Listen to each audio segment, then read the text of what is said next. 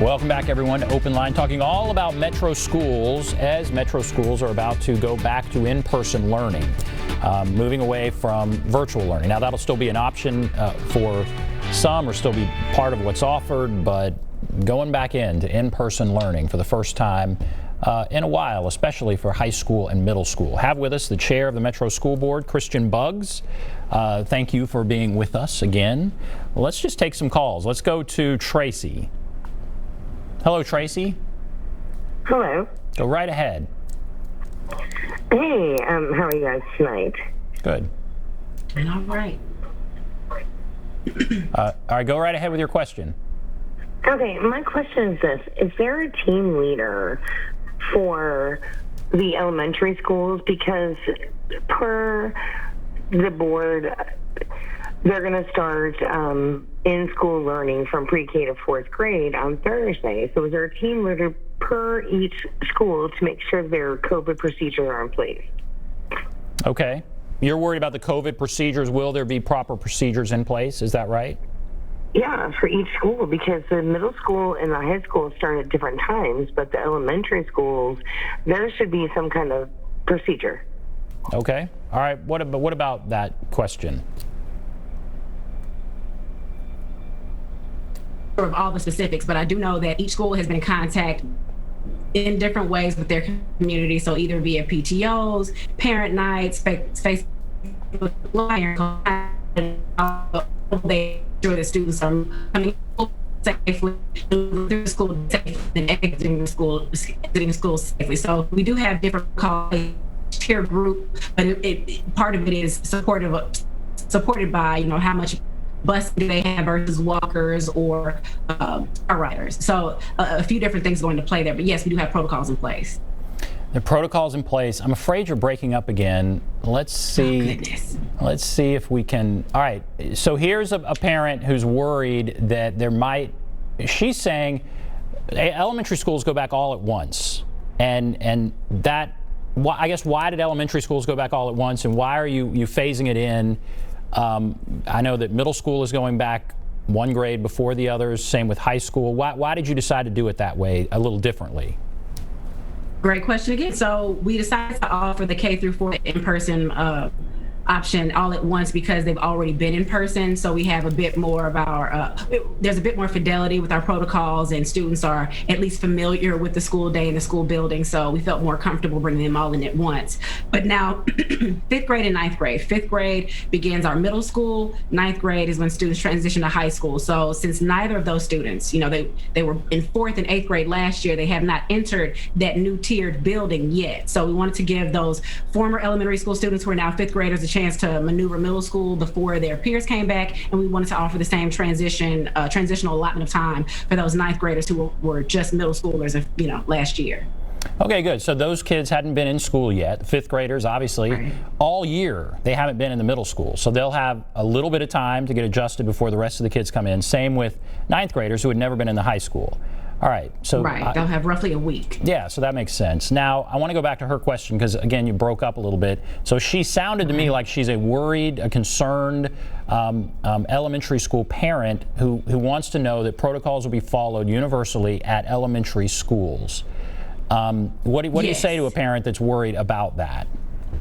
That we understand your fear. We are going to work with you, but we have already established protocols that fit your building, that fit the type of student transportation needs you all have, and that even accommodate for students with any type of other accommodations that are in the school building. So we do have protocols in place. It will be dependent based on the schools and the other partners or community partners who are working with the school level leader. So if you have a specific question, I would say reach out to your school board member. You can find us on MNPS.org under Board of Education, and we can either connect you with your principal or we can help you find an answer before your baby goes back to school next week. And I think principals really, they are right on the front lines of this. Every principal would really have a good idea of what's going on in their school, right? Definitely. Definitely. I mean, our teachers and principals have just been phenomenal throughout this entire experience, but they are a hub of information. So if you've not been in contact with your navigator, that's just your school staff that's been dedicated to staying in touch with your family and your child. If you haven't heard from them, please reach out to your child's teacher or the principal of the school, and they're just a wealth of information. What worries you most about all of this? What worries you most in the first week or so as kids go back in? What's the most complicated, concerning thing as far as you're concerned? Do I have to pick one? Because I think part of it will be just the anxiety of the entire community around this transition. You have teachers, some of whom are anxious. You have students, some of whom are anxious, and parents, some of whom are anxious. Then we have the transportation needs that we still have to meet. And on top of all this, because we're offering the hybrid model, we really don't want any service or any child to go without a specific service. So if a child was receiving any kind of exceptional needs services, or if there were specific wraparound services around housing or around transportation for their family, we don't want them moving back to in-person or remaining in virtual to allow them to lose a resource. So I think that's the one thing that I'm going to be watching my email most closely for, is what are students and families needing as we make these transitions, and then what are staff saying as the school day flows. How can we better support them so that they remain safe, and that so that the students and teachers, teachers and parents all feel safe. Let's go to. I have a lot of worries. Yeah, I bet. Let's go to Glinda. Hello, Glinda. Yes. Go right ahead. I'm concerned about the academic that coming behind the one that we are with now. What is they thinking to open school back up so soon, and we got another virus coming behind this one even worse than the first one? Oh, brother. I certainly understand that one, yeah. Yeah, so there's I hope what she's talking about are the mutations that we're hearing about. That there's some mutations. The vaccine still handles those, but okay, so you hear that question. What do you say to that parent?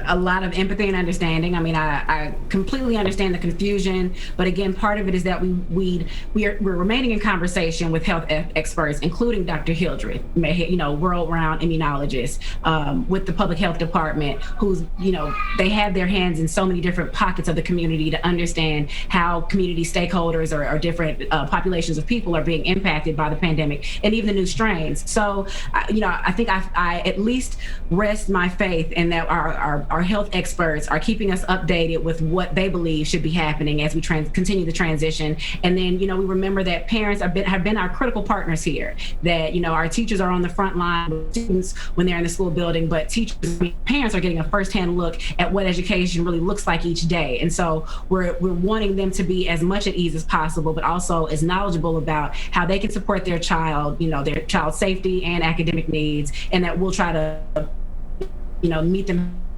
halfway with those things also. So I just, again, one of those things that frankly does worry me, but I'm placing faith in our community and in our health experts. If the numbers go back up above 7, then would you shut things down again? I mean, is that you're still going to be watching that number? And if it were to go back up, what would you do?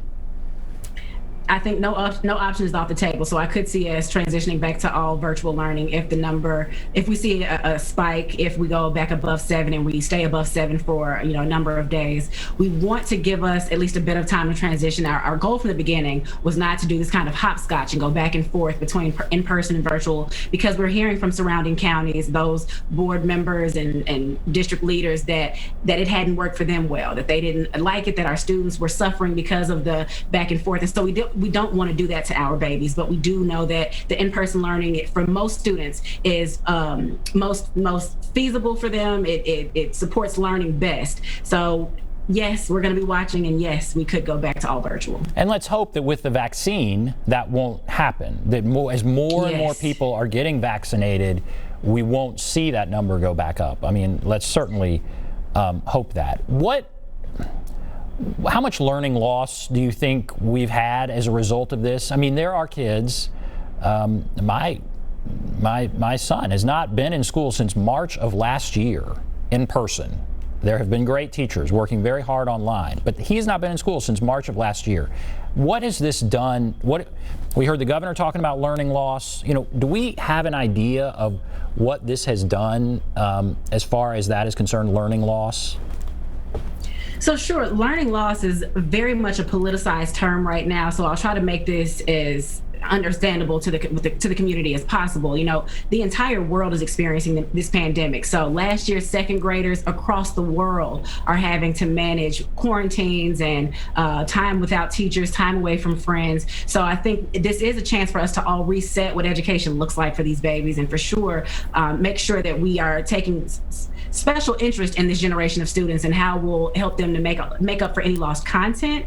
But I think when parents hear learning loss, they think about comparing their student to a like peer, you know, comparing my 2-year-old to someone else's 2-year-old. How do they fare? And I think it at least puts me at ease to remember that we're all kind of suffering through this, and our whole goal is to survive it, to thrive afterwards, but at least to survive the pandemic. But if we look at raw data and we look at the MAP scores from our students who took that both in the fall and they're either taking it now or have already taken it, we saw that we didn't experience learning loss. In fact, our students showed incredible growth. We just realized that those tests are likely not valid. You know, for the first time ever, elementary school students have a parent with them at home or a caregiver at home with them while they were taking this test virtually, and they were likely, you know, encouraging that baby, and they knew exactly what they meant by an X instead of an S. And so I think we know that those numbers were likely skewed, and so they give us some information, but no valid information to assert some type of learning loss has happened.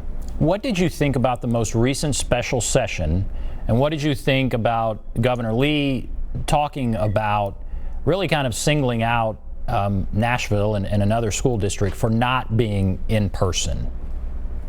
Well, I'll say this, you said it, I didn't. I mean, I didn't even have to explain it to you that is what happened, that we were singled out.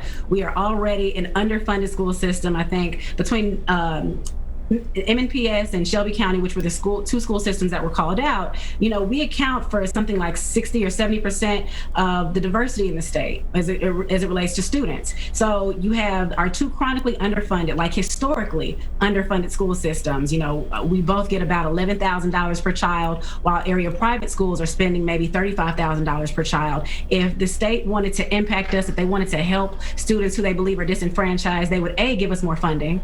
They would offer to prioritize our teachers with vaccines, or they would just offer us different types of supports instead of trying to rush us or discourage us in different ways. So that session was an interesting one, and I certainly have my own thoughts, but as the chairman of the board, I'm trying my best to assign positive intent. And I'm hoping that state legislators aren't looking to strip the Black, the brown, the poor students of funding, or encourage us to put our students in unsafe positions before we believe possible. There's a lawsuit, isn't there? Metro is suing the state, and I guess when you talk about underfunding, what can be done? Is the lawsuit kind of what you feel like needs to happen here? To kind of reassess how funding is doled out and to get more money into Nashville? Or you're saying we're underfunded. Yeah, what needs to be done in your opinion?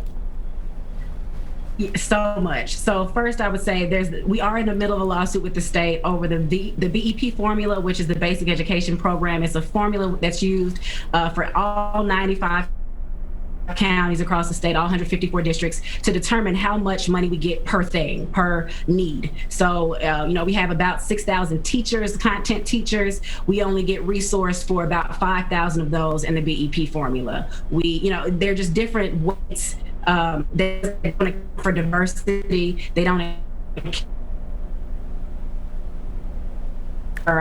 students with different types of exceptional needs. It doesn't account for students who speak different languages. So many of our teachers who are necessary to make the school day function are not accounted for. So that's what we mean when we say we're underfunded, that, you know, equal doesn't mean equitable. So if we're not getting what we need to make sure we meet the needs of each student, then we just need more funding. And we've been asking for that and haven't gotten it. And so I think part of it is us suing the state to encourage them to adjust the BEP formula, or to review how they fund us and what harm it does to our students. But the other part of this could be just having better conversations with those rural legislators and just asking them to understand what we're looking for. That, you know, we want their partnership in this because we know that our students are hurt, and likely their students might be hurt as well. Okay. All right. Let's keep going to calls here. Let's go to Carolyn. Carolyn, are you there? Yes. Go right ahead. Thank you for taking my call. I'm curious if there will be temperature screenings before students get on the buses. And if not, how do you protect all the other students on a bus with a student who may actually get turned down when they get to school? Interesting. Great question. Yeah, go ahead. No, that is very interesting and a great question. I'm sorry to cut you off, but I'll be honest, I'm not sure. I think so. I mean, I know we'll at least be doing temperature testing at the school door, but I'm not sure about the buses. And I know that's been quite a concern for our bus drivers, for the rest of MNPS, and certainly for the community. What is that bus ride going to look like? And so I know we've adjusted excuse me, I know we've adjusted the bus ride schedules to make sure that not only do our bus drivers able to allow for social distancing on those buses, but also that they can continue to drop off meals for students who are still in the virtual learning space. So again, I'm not sure, but if you wouldn't mind following up with me, I'll give out my number and email address at the end here. I can find out for you. Do we have numbers? Do you have numbers of how many bus drivers have gotten sick or worst case scenario have actually died because of COVID? And teachers, do we have numbers as far as that goes? As horrible as that is, do we have a number? So sure, we were maintaining those numbers in the fall as we transitioned to in-person learning, but we haven't seen an updated number so far this spring or this winter. But I know we haven't lost a teacher to death, thankfully. And I'm again, the prayer is that we don't. But I know we had a number that were sick. Even bus drivers who weren't necessarily engaging with students by transporting them, they were transporting meals and were exposed in different ways. So I know we've had some different cases, but we haven't had a death, thankfully. Thankfully. Okay, let's go to Taylor. Hello, Taylor. Good afternoon or good evening, Ben and Ms. Buggs. You're on here. It's the second most important subject of this whole pandemic, second only, of course, to those that have lost their lives in the past or will in the future. You said something earlier in your presentation that startled me, and I want to ask you about that. You said there were teachers that were contracted for virtual learning only.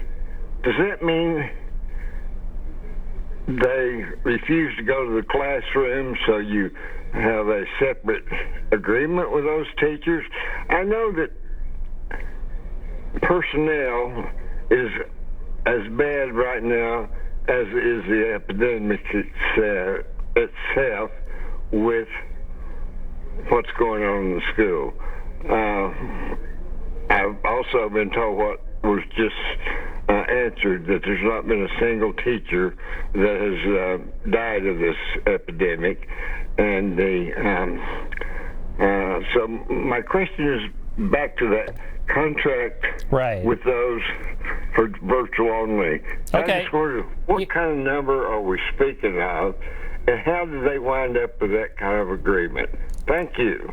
Thank you, Taylor. I think I understand, but I'll let you answer his question. And so go ahead. Sure. So I think I just worded my response in a confusing way. So I think he may have been under the assumption that I said we were contracting out maybe new teachers so that could only work virtually. That's not the case. We have a number of teachers who, for different reasons, cannot be in person. They have doctor's notes or they have different they're members of vulnerable populations, and so they cannot be exposed to others during the pandemic until either they get a vaccine or until herd immunity has occurred. So we just have a number of teachers who are either because of age or because of some other health reason just cannot be in person, and so we're keeping them in that virtual space. But I think, does it also not speak to what you're talking about, the preference that parents made? There were a number of parents who preferred and stated that it was their preference that kids remain virtual, and you need teachers that are teaching virtually for those kids. Is that right? Yes. So part of it is need, and then I guess both are need. Some of our teachers need to be virtual, and then because of numbers of students, we need more teachers to remain virtual with them. Next year, will there be a virtual option in Metro?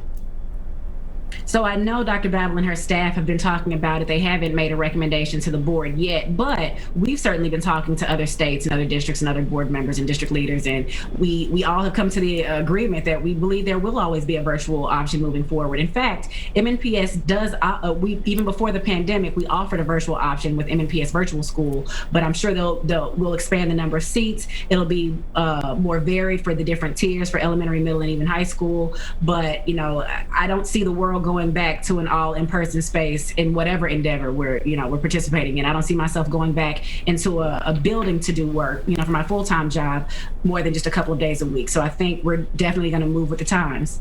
Interesting. Okay. We'll take a break. Come back, take more calls. Erica, Lucy, others, hold on the line. Take a break. Be back right after this.